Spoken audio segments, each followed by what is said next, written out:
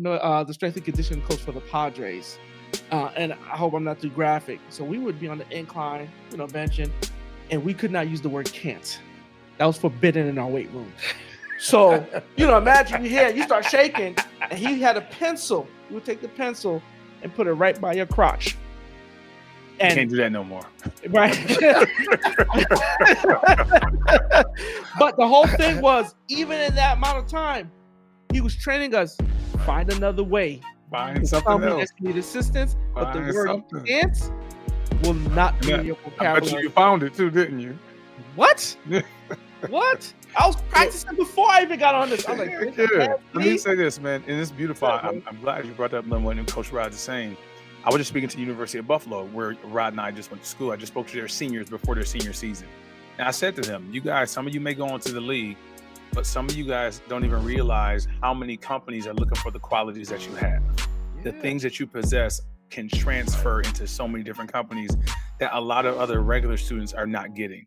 So I'll ask this, and Rod, if you got to close it. Let's go, let's go, let's grow, let's grow, let's get it, let's get it, let's get it, let's get it, let's go, let's go, let's grow, let's grow, let's get it, let's get it, let's get it, let's get it, let's go, let's go, let's get it. What's going on, everybody? We are Black Dad Unfiltered with another episode here coming to you, and we have a guest with us as well.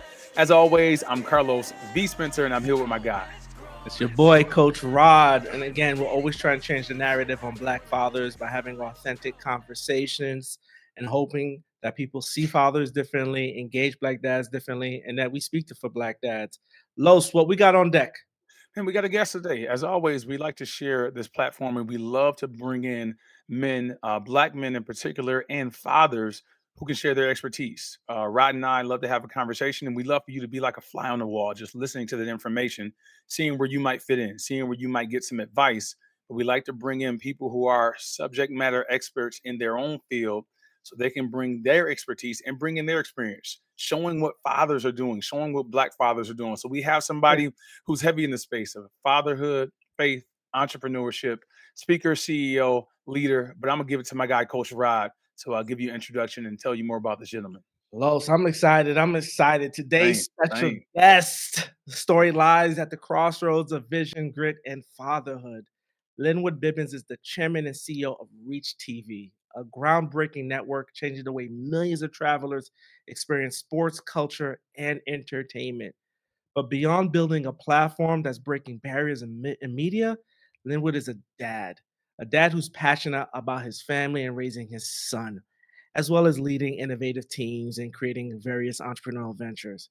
But in this conversation, we'll explore the moments that made him proud as a father, the ones that taught him tough lessons, and how he balances that vulnerability in both the boardroom and at home. We'll dig into what it means to prepare our children for a world that wasn't necessarily built for them in mind, and why legacy isn't just about business success, but also leaving lessons that we can pass down. So, Los, let's get Lynnwood in here and let's get into it. Listen, we were already talking to Lynnwood, and I like this guy already. I feel like I'm a corner on one side of the field and Lynnwood's on the other side. It's what y'all don't hear is the conversations in the huddle when we like, hey, Lynnwood, hold him up for 2 more seconds so I can clean him up when I finish. That's it. So you guys may hear some of that. Coach Rod is a receiver. Y'all know y'all always hear us go back and forth. But man, Lynnwood, how you doing today? I'm doing great. Every day above ground is a blessing. I learned that lesson from my grandfather. He would sit there until he would say, "How you doing?" And you would say something, and until he got the answer he wanted, he would keep asking, which was, "I'm good." That's all he wanted to hear you say. So, because his idea, and it was a joke between us, I was super tight with him, was, "Hey, as long as I'm breathing, I'm good. And if I ain't breathing, then it's your problem." You know what's interesting? 2 things. One, making sure you both know you can have as many defensive backs as you want. I'm in the end zone.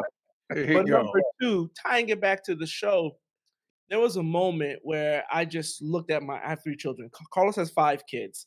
I have 3. We were married for an extensive amount of time. And I just looked at my children. I was like, wow, they're all healthy. They're all intelligent, good-looking kids. And I said, and I made a promise to God that day, if anybody were to ask me, how are you doing? I said, my life is good. Mhm. I can't complain. But today I'm gonna cause you to complain if you keep going down this whole receiver T back route. I knew Yes. it was coming. I knew it Right? was coming. No, but one of the reasons why I was excited to have you here was Carlos and I talk about this, and one of the reasons why we did Black Dad was one, we wanted to change this narrative. We wanted people to realize there's more than what you see in television. Mhm. So Black Dad is really a media company. The vision is to create a media outlet that creates content, curates content, sources content that presents Black men in a positive light, and it touches the spectrum, Mhm. right? Because before you could be a Black dad, you have to be a Black son, right? Mhm. So we speak to all of that. But in our society now, we know there's an attack on this community, in this Mhm. BIPOC community, and the way to get out of it is through entrepreneurship and education. I'm an entrepreneur. I've sold partnerships, and we felt like this was a good time to provide a behind the scenes. Mhm. Mhm. This conversation is to show people, okay, there's a cost to this world as well, Mhm. right? It doesn't always work in parallel, and we talked about it offline. Hey, click the like button, click the subscribe, hit some comments, or some information or some questions that you might have. Click the notifications bell so you can be notified every time we have new content that drops. Let's go, let's grow, let's get it. This word balance doesn't exist. It's meant for the table, not for our lives, right? Mhm. So Los, tee us up with a few questions, and let's hear from Lynnwood because he For has a total sure. But I want to go ahead and say this, man. Watching some of your content for sure, and coming from the sports world, I heard you on a episode talking about a playbook, and Mhm. you were saying something in the space of that a playbook is very important and it's not shared with other teams. But you said in your business and your platform, you look to share that playbook with other Mm, people who are coming to be a part of your business. You talked about your grandfather. You'll hear about me talking about my grandfather a lot. When it comes to being a Black father, a lot of times, especially being a father in all, there's no playbook, there's no blueprint. Have you seen yourself building a playbook, building some type of blueprint for your own children? We talked mm. about this balance. There is no balance. What would you say are some of the tips that you have given to your son, either by him just seeing it or some things that you've taught to him that you may have learned from your grandfather and others? Yeah, I mean, it's a loaded question. I appreciate the question, and actually just being here Mhm. and seeing everybody and seeing the whole inner workings. To me, this is always I always smile seeing us do things that we want to do on Yes, sir. in our terms. Mm, With that said, I go into the thing I learned most from my grandfather, who had a second grade education, was the discipline and the consistency that he always did everything, and the positivity in which he did it, mm. despite, you know, the way he grew up Yeah, and where he grew up yeah. and how he grew up. Mhm. When he showed me the records I used to keep him on, that he got discharged from the Navy for something that right now people wouldn't believe, but if you see it, it says he was discharged because they believed that Black people couldn't see at night. What? So he was 6'4", 260, and he was intimidating. So he was honorably discharged Wow. for this thing. And Mhm. in the Navy, there's a couple of movies that they kind of pointed out. They talked about Black people's inability to see at night. Wow. That myth became something that they actually used to discharge Black soldiers. Holy shit. So coming from that, he still didn't have a negative attitude, and I think Mhm. I learned a couple of things from that. One, showing up and being consistent beats talent every day. Number two, I showed that your attitude drives more things, and it also shows your aptitude, because your attitude is really the key. Yeah. His attitude was so positive, you would think we was millionaires, right? And then Mhm. when I was a kid, I knew we weren't rich, but I didn't think we were poor. Yeah. Right? It was because there was love in our house, there was responsibility in what we did, and there was a leadership without talking about it.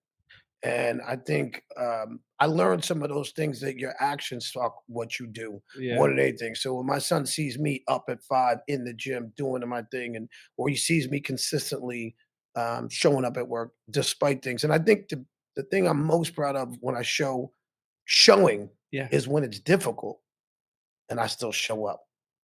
And that he watches that type of level of grace in me in the difficult times. Anybody can show up when it's fun. Yeah. Who shows up when it's difficult? Who's always there? Who's Yeah. always consistent? So, you know, my mentality around that is something I passed on to my son is that, and I'll get into this, say, like one of the times where it was really reflective since we're all football players. My son was a receiver, so we used to talk, we My talk a lot of man. crap. My Um, man. but, See.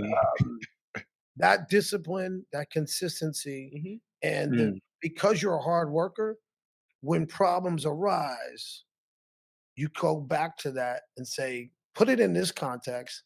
How would this person really react to me? And that's helped me and his relationship really mold together. So can I chime in here? Yeah, of course. Because w- the difficult parts are the parts people don't see. Hmm. Only we see it, right? Because my kids think I'm rich, Hmm.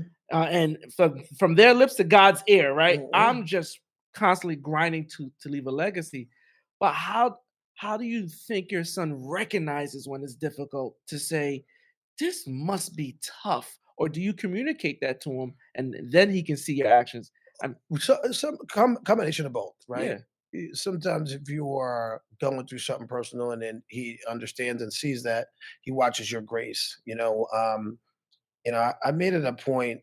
Me and his mom, we didn't stay together, but I made it a point never to talk about her.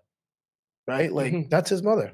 Yeah, of You course, know, so like to me, when I see people talk about their exes negatively in front of their kids, I think that shows weakness to me, it is a and and weakness. and it's not uplifting. Mhm, That's his mom. I want them to be great. I want them to be happy. I want them to have the best life they ever have, and I'm excited for that. mhm, I would never say anything negative because it's not my place.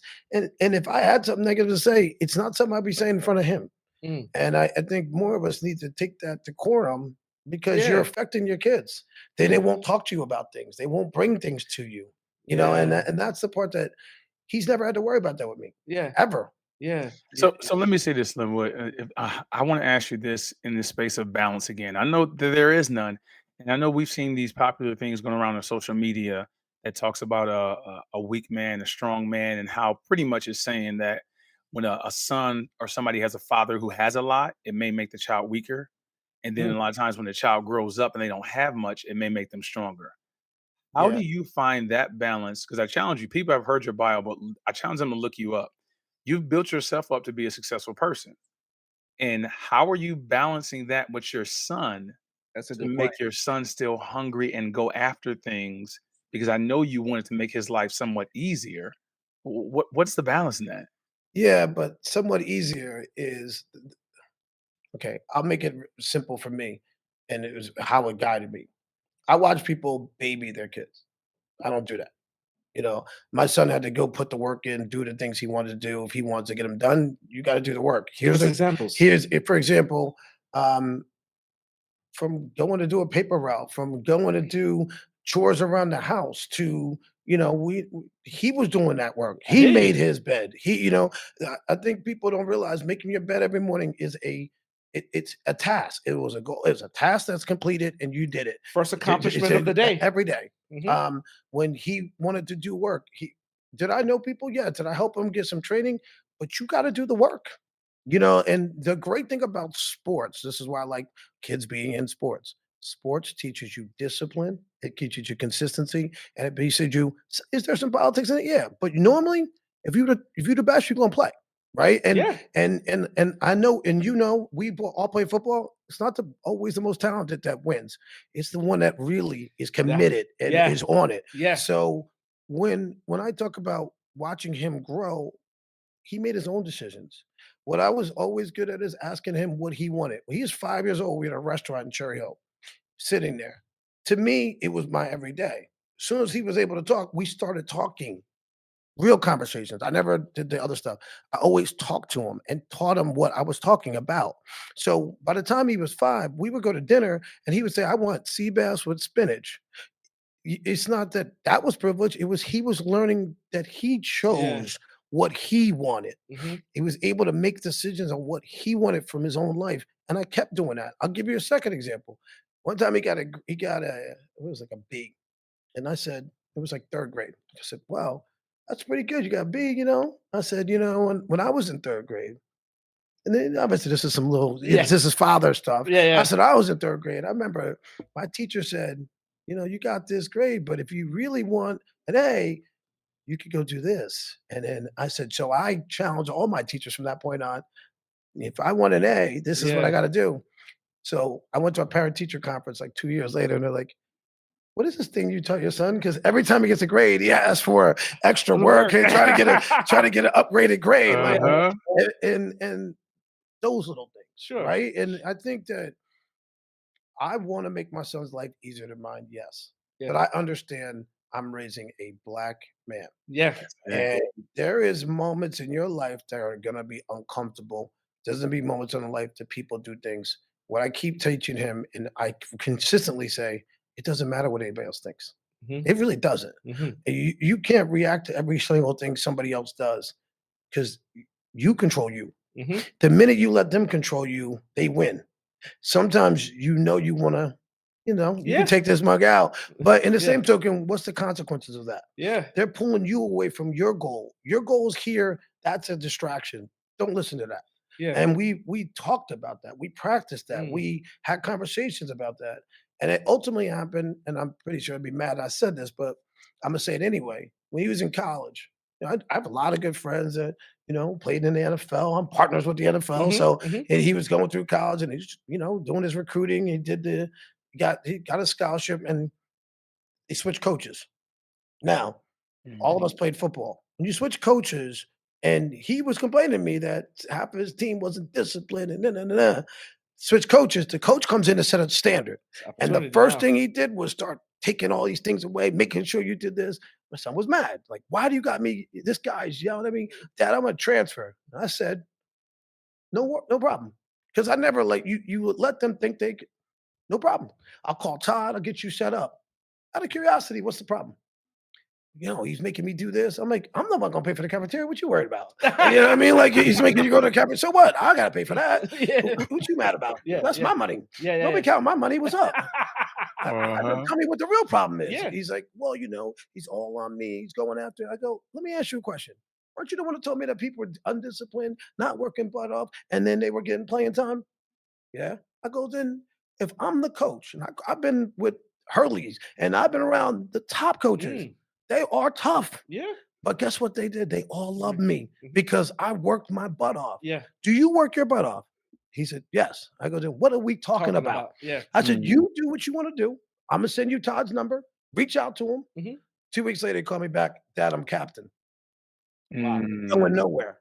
Because when you teach your kid, when your kid has discipline and hard work is his staples, he can survive in any kind of environment. And they survive on their own. They don't need you except to give them support. And so we have a great relationship where he's his own man. I'm just here, right? And he's going to do his own path, and he sees mine. And the blunt truth is, entrepreneurship ain't for everybody. Forget about Instagram. Forget about all the stuff they tell you.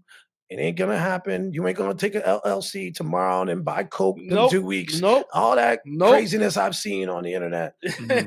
All the bad advice. What bothers me is it is turning away some of our most talented entrepreneurs that they fail and then they're done, right? And what I would say to people is, I failed a lot. Y'all seeing the wins. What about the failures?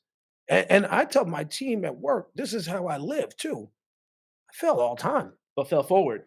Listen, sometimes I just fail, right? Listen, it didn't work. Guess what? I don't care. I actually build my business so I can go test things fast. What I do is I fail fast. And then I'm already next to the win. So I'll give you an example of how that applies. Other companies try to do what I'm doing. They're looking at a set-top box that would work in this environment. While they're testing 1 year, I've already done 13 different boxes. Now, when they go to the second one, that was the one I tested second. Right. 13 boxes ahead. Now I'm on the 26. You can never compete with me. We different. Like I'm gone. Like by the time now 9 years later, they're calling me for advice. I gave you that 9 years ago, right? So now you you gotta have in your mind that failure is just another word. It's just like the word no. I watch people so afraid and who cares? You care. Like, yo, no is not yet. If you really that Yeah, good. yeah. Not yet. If you got that mindset. You gotta have that mindset Yeah. because life is gonna have a bunch of no's. I want to ask you for some advice. Can I ask you for some advice? Yeah, sure. Because again, I'm an entrepreneur. Mhm. You know, my job is actually also help entrepreneurs, Mhm. right? And we have Tinashe, I've worked with the top 10% of businesses, but this is more of a fatherly advice, right? Mhm. Because, well, I want to translate what you said. What I walked away from what you said, and then I asked my question is that your kids are watching everything you do, Everything. not just what you want them to see, Yes. even from how you talk to other people. Mhm. Your attitude will open or close doors for you, Mhm. right? So always having that, and then discipline is essential in any aspect of your life. Key. And trying to translate that to your children is important. So I had the privilege of being able to put my 3 children in one of the top private schools Mhm. in the country. And my son being one of the few that looks like him. Now, my Mhm. son is amazing. If my son's watching this, I love you. My son speaks Mandarin, writes Chinese characters, all this stuff, and was like a 5-star athlete, Mhm. like different sports. But at some point, I started noticing that his identity, he was going through an identity crisis Mhm. because he's in an environment where people don't look like Mhm. him. Mhm. And when, I've done my best to put him in a position, but when you're in school with multi-billionaires, Mhm. how, like, I don't know if did you have that No. no? And Uh, how uh, did you insulate your kids from that or reinforce their identity? I grew up where they bust us because of we were in lower income. They bust us past the school where I went to kids that look, we Mm, grew up with, and they passed us to another school, right? So to economically balance it. yeah. So I've seen the effects of it, and I was a wise guy, and I used to torture them because they were cross time rivals. Then I'm in the same school, and I'm like, well, I'm still going to torture you, Yeah, right? yeah, yeah. But what one of the decisions I made, I was living in LA, and my son was supposed to come with me for high school. I was driving with my son in the car, and randomly, there's a guy named Chris Schutz. He sees this. Chris, white dude, lived literally down the street from me. My first friend, I was 4 years old. Fast forward, I'm randomly driving in LA, debating on if I'm gonna put my son in Beverly Hills High. Mm, And just they were talking to me about celebrities. I'm like, I'm here for my son's education. mhm, I don't give a damn about no celebrities. Tell me about the school curriculum, mhm, mhm, right? And we get back in the car, and I just felt I grew up with it where we felt we're still friends, all of us. mhm. We still like that's a brotherhood, Yeah, yeah. right? And he had a grown up with a group that I coached in the East Coast that was like a brotherhood. Mhm. So I was like, am I being selfish bringing him? And Chris Schutz called me, and I looked at the phone.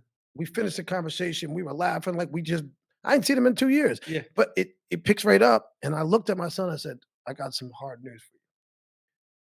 He was mad. I said, we're flying back. I'm gonna get an apartment right next to the school. I'm putting you in Council Rock North. It's one of the best schools, public. Again, I made a decision to go public school. I knew some of the kids that were going there. He was mad. We came back. First day of school, one of the guy I met, his kid looks just like my kid. I thought this guy Yeah. kidnapped my 4-month-old, and we all became friends. And he became best friends with the son, and we grew up together. Mhm. They had moved away in the same hallway. We're walking in the hallway, and it's not offense to this girl. White girl goes, "Oh, I love you. You were wearing a different outfit," and he goes, "We don't all look alike, right?" So it's a joke. Yeah. We get to the principal's office, and Brandon showed up. So his best friend for a while that we didn't know were coming back, he came back, and it was something that God put together. Brandon went to South Carolina. He's like, so Brandon, top recruit, Brandon McElwain, you'll Mhm. know him. Yep. That was his best friend, and it gave me a valuable lesson that there is something about a community and a culture and bringing these kids up so that they can identify with the same group of friends. It meant something in my life. It Yeah. helped me Yeah. to be a friend and know that I don't have to talk to you every day, and we still tight as hell. Mhm. And he has those friends now because they grew up with him since I was coaching those kids since they're 5. Yeah. I went and played golf with 2 of the kids with him last Yeah. weekend. Yeah. So Yeah. having lifelong friends also helps build something about their Yeah. identity is casted from 5 to now. So if you can build it, I'm not saying it's anybody's fault. I'm saying if you can, I chose like I like this path for him. It's a similar path I had, Yeah. and I can understand it even with the influx of people with money and all that. Yeah. It Yeah. keeps you grounded. I think sports keeps you grounded too. So that probably is gonna help him a lot with his identity. So, Los, I know you got something, but what that was helpful with that, and again, all my kids had to play 3 sports a year. So Mhm. my son played lacrosse, he ran track. Those are 2 sports he could have went D1 at. He decided not to do that, and he's in college now, was able to Mhm. earn a scholarship. But the whole time I was talking to his mother, I said he doesn't have a community. I grew up as a first generation American, so I have 54 first cousins. Mhm. We're all tight. Mhm. So I grew up with my own tribe. Carlos, if you ever visit Carlos's family, this is like the Winans on steroids. The minute they come out the womb, they can sing, they can play an instrument, but it's a mess. So we all grew up, Yeah.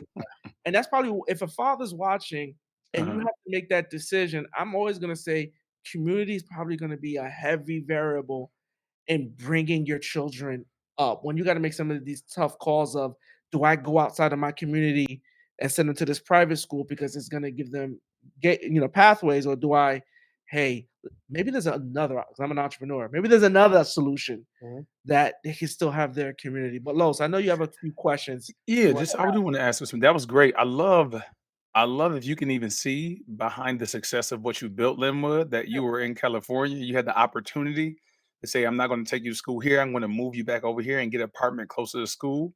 Mhm. That's dope right there to see a black man doing that, just on the side.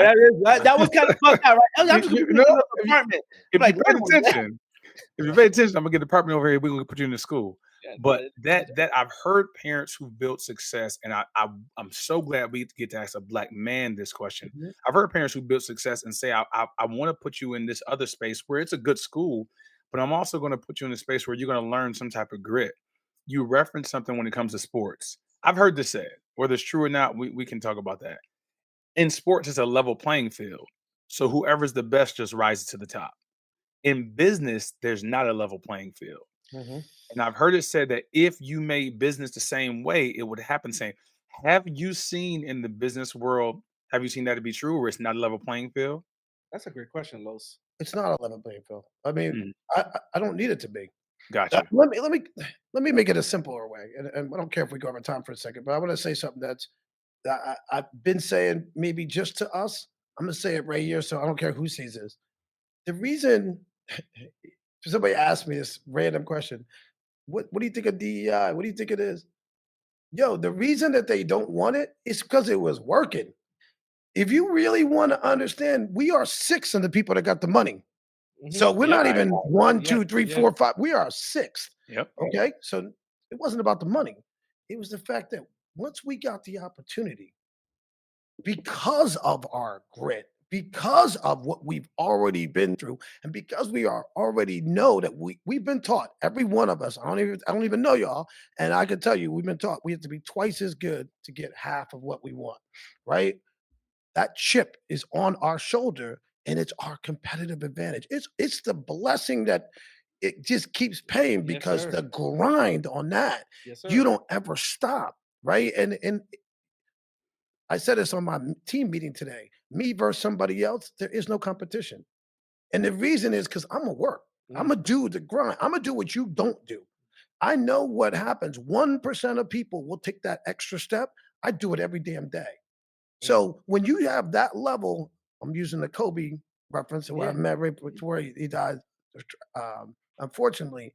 But we used to laugh about having the same mentality because I would look at little things. Every day I work and you're not, how can you ever compete with me if you work 1 day extra and I'm doing 7 days extra? Yes, that's a 1 week, fact. I'm 7 times more than you. 2 weeks, I'm four. Yeah, By it by adds the up. time you get to 3 months, me and you ain't even in the same. We're not even talking Same. the same sport. Yeah, You on JV. I'm over here going to college already, and I'm about to go into the pros. yeah. Like that's the level that we got to commit.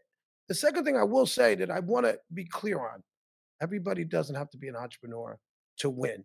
There's intrapreneurs, what I call them, who are entrepreneurial Yeah. inside these big companies. Mm. We need them. Yep. We need to walk into these rooms and see us on the other side.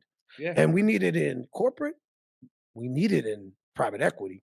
We need it in venture capital. Mhm. So when I talk about where's the next step for me, it's 9.5 years with Reach, I have no plans of going nowhere, at least another 3 years.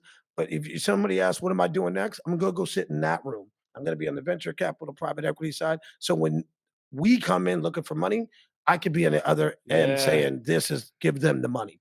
Because that's what we're missing from an entrepreneur side. I, I self-funded. But why did I have to self-fund? I went to, and I won't name the names, I went to 10 of the biggest private equity places and venture capital, and they kept hearing the words, well, once you prove the model. And a good friend of mine, Billy King, was in the room, who's president of Nets and everything. He turned around and said to them, he is the model. Yeah. He's built 6 companies and sold them. Yeah. What other model do you need? But that's the challenge we have when it comes to raising money. And that's why entrepreneurship for us is more difficult, because we're bootstrapping and our competitor has $30 million. Listen, so I don't want to say, I don't want to segue, Los. Dude, listen, go ahead, man. My guy Gary Stewart, lawyer from Yale, taught entrepreneurship at Yale, part of Level Up Ventures, right? Yep. So I'll connect the two of you guys. I deliberately brought him into a program that I was coaching because I said they need to see people like us in the room All day. and talking at a master's level when it comes to really positioning your business for equity, for venture capital, because there's a difference between angel and venture. And the story that I want to share, someone, I won't name them, started almost dressing him down, saying, how dare you speak to these people like this and make them believe they can even go get that? And I was like this, I'm gonna give you a louder microphone now, so our people know, and see there's a platform for this, and Los, and you're right, entrepreneurship is not for everyone, right? Because it is one of those. If it was easy, everyone would do it.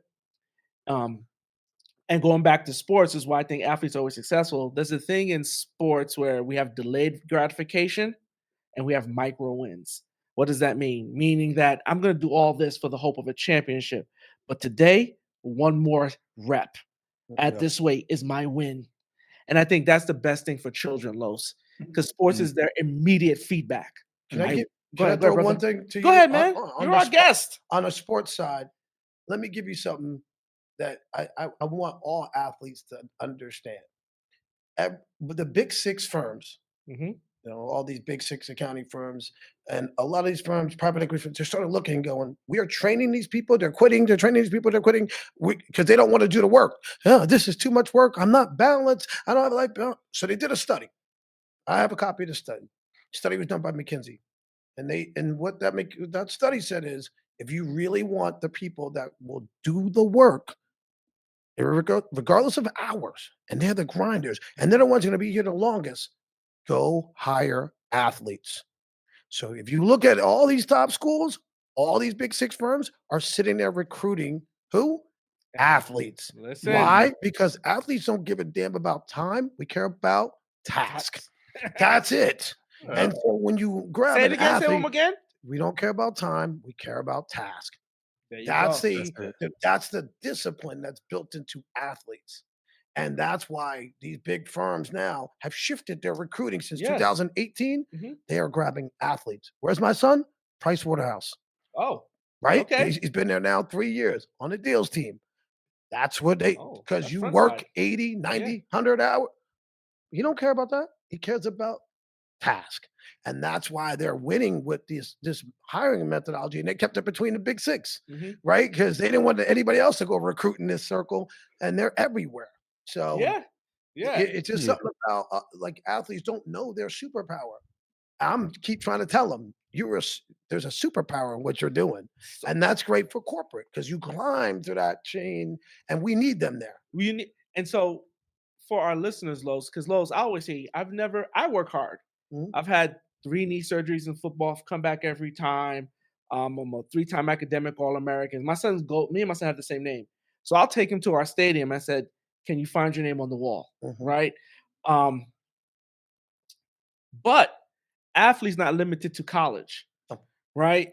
Because again, my daughter does volleyball and she's not the best, but I tell her what you're learning here, what I'm forcing you to do, because what else are you going to do? Watch TV? No. Will help you, position you. And I'm telling you, and I'm encouraging parents that are listening, Mhm. it's not about taking your kids and trying to get them to the NBA. It's about putting your kids in an environment that prepares them for any aspect of life, even relations, because there's a durability, there's a stick to itiveness. There is. So I'll tell you a story. And Los, I don't know if were you there when we had that athletic trainer from the military guy, Sam? No, I was right before me. So we had Sam. Sam went on to be the strength and conditioning coach for the Padres. And I hope I'm not too graphic. So we would be on the incline, benching, and we could not use the word can't. That was forbidden in our weight room.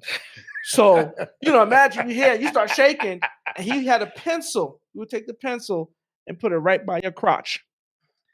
You can't And do that no more. right. But the whole thing was, even in that amount of time, he was training us, find another way. Find To tell something me else. that you need assistance, but the Find word something. can't will not And be that in your I bet you vocabulary. found it too, didn't you? What? What? I was So practicing before I even got on this. I was like, heck this yeah. can't Let me be. say this, man, and it's beautiful. Good, I'm glad you brought up Linwood and Coach Rod the same. I was just speaking to University of Buffalo, where Rod and I just went to school. I just spoke to their seniors before their senior season. And I said to them, you guys, some of you may go into the league, but some of you guys don't even realize how many companies are looking for the qualities that you have. The Yeah. things that you possess can transfer into so many different companies that a lot of other regular students are not getting. So I'll ask this, and Rod, if you got a closing question after this, let me know. I don't want to hold us too long, but I want to ask this question. Coach Rod often talks about how being a father, being a husband, being a man, being a black man is like business. And so you Mhm. said something on your page, Linwood. I found this video was very interesting to me. You talked about scaling in business and use the XY scenario. And pretty much, I'm summing it up. You were saying that, do you have the ability to be able to scale to this amount? My question comes in the space of fatherhood. Do you think as fathers and as black fathers, we're able to scale to be the fathers that we need to be? Do we have the ability to do that? Are we doing it? And are we taking what people like your grandfather and Rod here's been talking about my grandfather have done? Are we scaling it? Do we have the ability to do that as fathers? Great question, Los. I think the question is great. I think if I was to ask the group of guys that I'm friends with that are fathers that are tight, I think we look at ourselves as fathers first, Mm. right? Mm, That mm, takes the vulnerability to it. This is my son, and that's it. We look at mm, the fact that we're black next, and we mm. talk about the challenges in which that is, Yeah. and those moments that our counterparts don't have to do when it talks about we've all had we've had the conversation. Yep, I had it with my son at 12. Like yep. this is how you interact. This is what I want to do. I don't care who's right or wrong. I want you back home. Wow. So that part is tough. Mhm. Just thinking about it right now brings me back to the conversation. Um, and I think we are finally with shows like this, shows like The Pivot, shows like other shows where we are able to stop pretending that we don't have emotional things that we think about, things that do weigh on us. We've been taught so much to be silent and strong. We've Mhm. went through so many things that we've watched happen to our people, and we've had to be silent, right? Mhm. And we're finally having this moment where we're starting to talk to each other. That's important. I have groups now where we have a cigar, we have a real conversation. Like, Yeah. yo, this is really happening. What do you think? Yeah. And those conversations weren't happening with even my older brother wasn't having those Mhm. conversations with his friends. So we talked about that, and I think there's we're getting the space. We're getting there. I Mhm. mean, we went. My uncle reminded me of this. It was 1977, so I was like, I was younger, and he reminded me that we and him were going somewhere. He was taking me, and there were still people yelling and this and we just going to the store. Like, this is down the hill from our house. And he goes, "You remember that day?" Because then somebody threw something at the car. Like, it was a day. It was me and my uncle, but it's something that you just remember. Like, Yeah. that was my childhood. That's not like 100 years ago. It's my childhood. Civil rights was just Yeah, yeah, stopped. yeah, that's my Just childhood. got on So civil rights, I should say. we've gone through so much. I think sometimes we got to give each other grace enough to do it. Yeah. Mm, And I also think now, bluntly speaking, just black people to black people gotta like check some of these people doing some crazy stuff, right? mm, Because what happens is we're in the media world. I'm in the media world. You're in the media world. The media world, certain parts of it likes to portray us as one thing. One, we're not monolithic and never have been. And I get sick and tired of seeing that. Second, we allow some of these tropes to come because they flash some money. I don't do that either. And I didn't do that even before I was making money. I didn't understand how I could how could I look at my son Mm. if I can't look in the mirror? Right? Like everything I do, I say this time all I know I'm running over a little bit, but I say this all the time. I don't need notes to talk. I don't need anything. I could look right to somebody's eyes because there's nothing I need to fabricate. I live my life through my truth all the time. And if I'm wrong, I'm wrong, but I don't care. And I don't like to play these weird, I'm gonna do this, I'm very honest and blunt. And I think it serves me well when I'm authentic when I'm with my son. I'm authentic when I'm with my friends. I'm authentic when I'm with a customer. I'm authentic when I'm with a partner. When I was talking about that scale, it was building a business model that I said, what's the capacity of this model? And let's say the capacity is $1,000. All right, well, can I build it for 5? Right? If I can build it for 5% or 10%, and that's my cost basis, well, then I know I'm gonna win because I know I'm gonna outwork everybody. I'm gonna get 10% success. Yeah. Just who I am. I'm gonna get to 10%. Yeah. But if I go to 20, I'm winning. If I go to 30, I got a business that's investable. If I go to 40 and 50, I got one that's investable, getting ready to get a board, and possibly even sold. I go to 70, I got suitors lining up to buy it. All because I looked at the 100% first. And I built based on a cost basis that allowed me the grace and the time. So I'm not trying to do it overnight. I got time. That's a big word. I got time as an entrepreneur. I'm not building a business for one day. I'm building a business for the next 20 years. What do I need to build? How do I do it systematically? I'm looking at my entrepreneurship like a corporation is looking at their company. And that's where I think we got to take our entrepreneurship away from a quick win to I'm building a 20, 30, 40, 50 million year, 30, 40, 50 year company. And how would you build that? And you said one thing I'm going to say, I love what you keep saying is your son is your same name. My namesake. There was a video out there and somebody can find it. There's a video out there that there's a black dude who did it. And it was beautiful. He talked about names, Wells Fargo, and how that's 2 names. That's that's names. Yeah. You know, Rolls Royce. That's 2 names. You're driving a name. This is a family name. And so I start thinking about one of the things I wish sometimes I did build my business in my name. So sometimes we don't even think about the legacy we could be leaving with our brands because we're so taught that we aren't a brand, but we are. We are. We are. And once we start doing that, I think there's I see some incredible That's people. powerful right there, man. I see some incredible people that we do. And I think sometimes we don't even realize we're in a room with greatness. And I've been spending more and more time just saying to people and brothers like, yo, what you're doing is great. And I'm a fan. And side note on the fan part, don't ever send me nothing. If I'm a support, I'm a buy it. I'm a customer.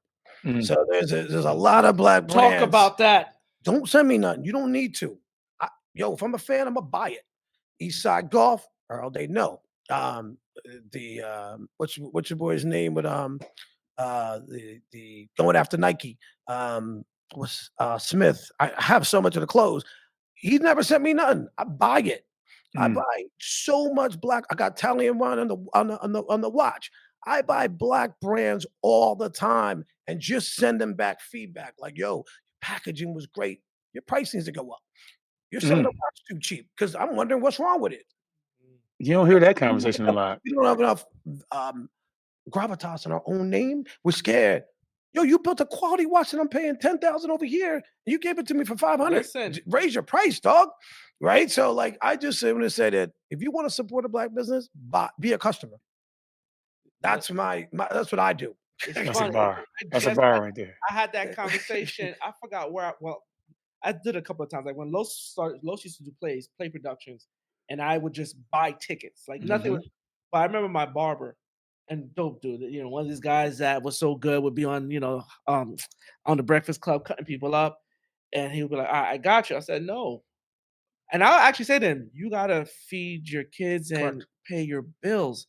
If I'm your friend, I'm gonna support the you. best I can do is support your business. All And day. so that's a mindset we need to have, Lowe's. I know we have to I got one question. We'll end with Go this ahead.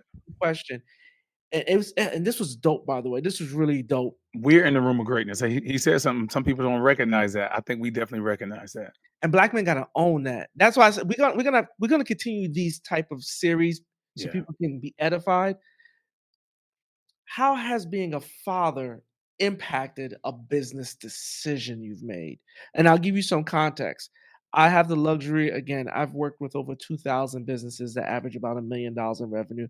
For those who don't know, when a business hits $1 million revenue, there's only 10% of businesses of the 33 million in the country that break 1 million, right? Most people are enamored with the 100 million. Just breaking 1 million is, you're a rarefied air. But someone, because they saw my skill set and said, I want to give you 40 something percent equity in this business, right?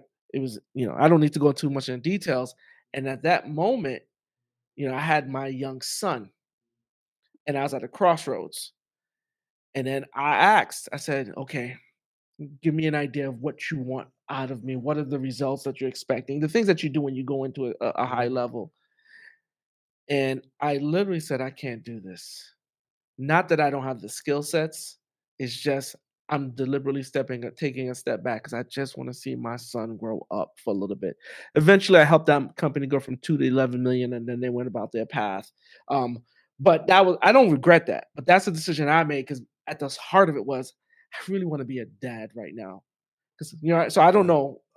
For me, it wasn't that. It was I was in the tech world, and I'll put it this way. I said, okay, I like taking. I'm up early. You know, I'm up at 5. I'm like I am right now at 5. Yeah, So I can see it. I have this energy level. So I used to take my son to Excel Learning Center when he was young. I Okay. wanted to get him an advantage young on things, right?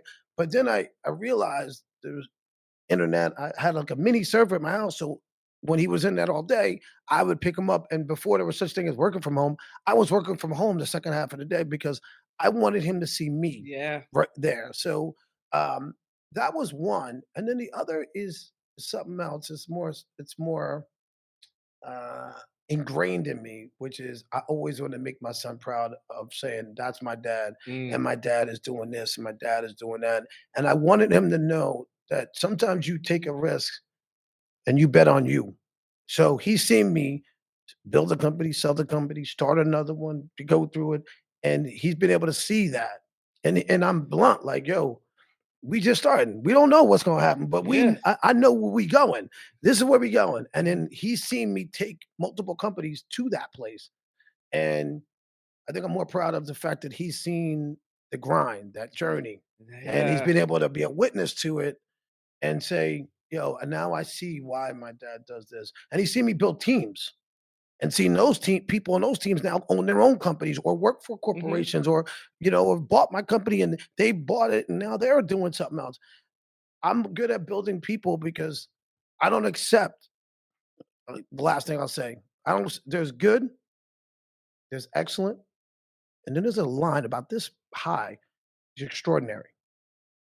Extraordinary, good, you get paid good. Excellent, you get paid a lot more.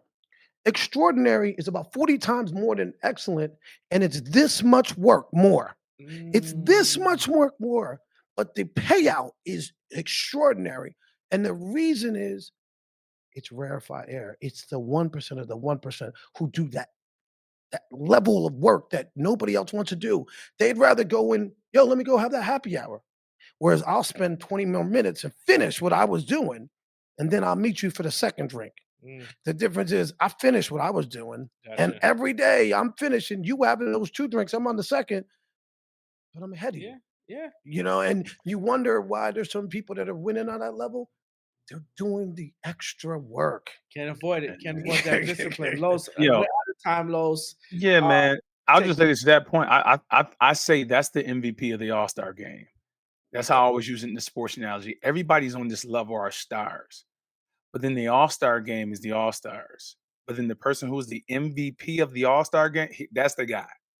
That's the guy that goes above me. It ain't talent at that point, man. Lynnwood Bibbens, thank you for joining us today on social media or any platforms. What's the best way for people to be able to find you? How people can support you, right? Yeah. I mean, support, just show up and travel. I'm there. No, I'm already there. I'm there. I'm waiting for you. On social, I don't do the fake name thing, so I'm just Lynnwood Bibbens on every platform. I'm on Instagram, LinkedIn. I ask anybody can add me on LinkedIn. I don't have my private thing, something that Black people just stopped doing.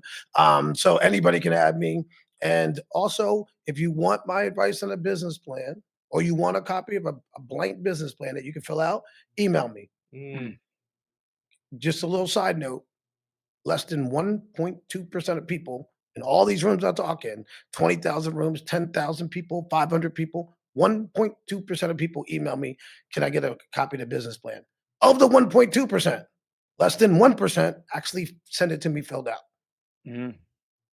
Just by doing those two things, you are in the 1%. So follow up and do those two things, and you'll be in the 1%. Listen, we're going to invite you back. We're going to invite you back and have a whole conversation on 100%. my world. Los? Yeah, man. So we thank you again for taking this time, man, sharing the knowledge, sharing so many nuggets, and for allowing us to see a Black man, a Black father doing the things that you're doing. My name is Carlos V. Spencer. Those of you who are following us on Black Dad Unfiltered, we thank you so much for listening in. Those for watching in, comment, like, subscribe, send a message. Sure. Myself and Coach Rod, the people are definitely messaging you back. Again, I'm Carlos V. Spencer. I'm here with my guy, your boy, Coach Rod. Let's go. Let's grow. Let's get it. God bless y'all. All right, y'all be blessed. Thank you. Let's go. Let's go. Let's grow. Let's grow. Let's get it. Let's get it. Let's get it. Let's get it. Let's go. Let's go. Let's grow.